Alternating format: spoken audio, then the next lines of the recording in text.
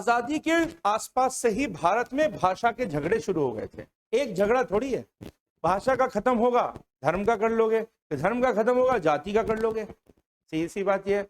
देखो, एक आप तब रहते हो जब आपकी एक रहने की नीयत होती है। इस देश में अगर केवल एक धर्म के लोग हो जाएं तब शांति आ जाए, मुझे कोई गारंटी दे दें।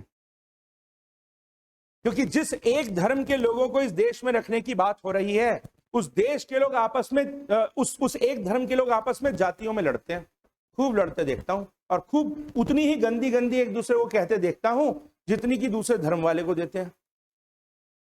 तो फिर आपस में लड़ेंगे। अगर ना लड़ते तो अंबेडकर जी इतने बड़े नेता बनते कैसे?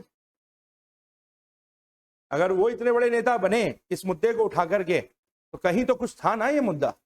लड़ रहे थे ना, कुछ तो अत्याचार और अन्याय अपने ही धर्म के लोगों के साथ भी हो रहे थे। उसके लिए क्या कहोगे? और छोड़ दो, मैं कहता हूं एक जाति के छोड़ दो इस देश में, तो गोत्र में लड़ोगे।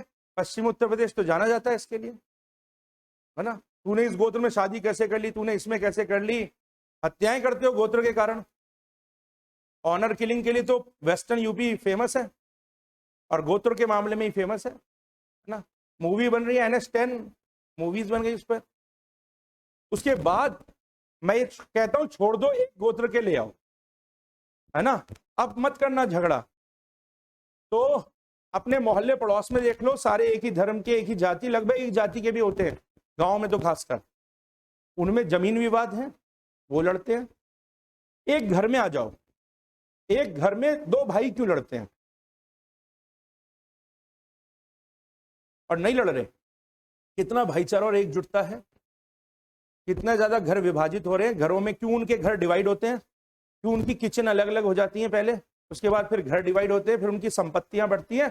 उनके तो अंदर खून भी एक है? गोत्र भी एक, खून भी एक, माँ बाप भी एक।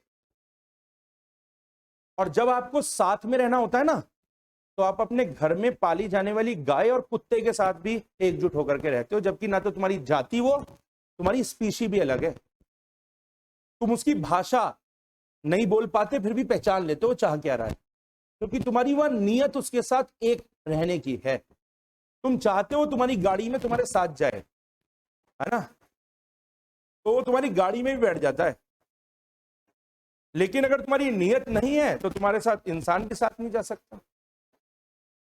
तो असली प्रॉब्लम नीयत की है, सब ढोंग है जो दिखाया जाता है कि उस धर्म का था। अगर ऐसा होता तो फिर अरब कंट्रीज में तो झगड़े नहीं होने चाहिए। ईरान और इराक दुनिया के दो सबसे कट्टर दुश्मन थे। एक ही धर्म के लोग रहते हैं दोनों में, बस शिया और सुन्नी हैं, इसलिए लड़ रहे हैं। तो इस्लामिक लोग शिया सुन्नी में आपस में लड़ रहे हैं, धर्म एक है तब भी। और इतने बड़े दुश्मन हैं, उन्होंने तो युद्ध लड़ लिए शिया सुन्नी के नाम पर। ईरान और इराक में 10 साल युद्ध हुआ है, पूरे 10 साल ईरान इराक के अंदर 10 साल युद्ध हुआ। और जब इराक पर बम बरसाए जा रहे थे तो ईरान खुश था, क्योंकि वो शिया सुन्नी में बटा हुआ था। ये हर जगह है। तो नियत चाहिए एकजुट होने के लिए। नियत होगी तो जानवर के साथ भी एकता बना लोगे, और नियत नहीं होगी तो अपने भाई के साथ भी नहीं होगी एकता। तो ये नाटक है कि एक धर्म के लोग हो जाएंगे तो हो जाएंगे। अच्छा भैया ये बताओ, जो यूपी वाले बंबई में और महाराष्ट्र में पीटे जाते हैं नॉन मराठी होने के कारण, उनका धर्म देखकर पीटते हैं? उनको नॉन मराठी कहकर के पीट देते हैं। धर्म तो एक ही होता है तब भी। वो नियत की बात है। तो कुछ और ढूंढ लोगे मुद्दा। और भारत में क्या राजनीतिज्ञ मर जाएंगे? पॉलिटिशियन जिंदा रहेंगे ना, किसी और बात पे डिवाइड कर देंगे तुमको। सिंपल सी बात है, क्योंकि उन्हें तो राजनीति करनी है ना, और तुम्हें उनके हाथ का इशारा उनके इशारों पर चलना भी है। अपनी बुद्धि थोड़ी आ जाएगी तुम्हारे पास, उनकी से ही चलना है। तो हमेशा होगा, कोई और मुद्दा आ जाएगा बंटने के लिए। ये हो रहा है भारत में। इसलिए मुझे तो नहीं लगता कि वो दिन अभी जल्दी आ रहा है, जैसे हाल है।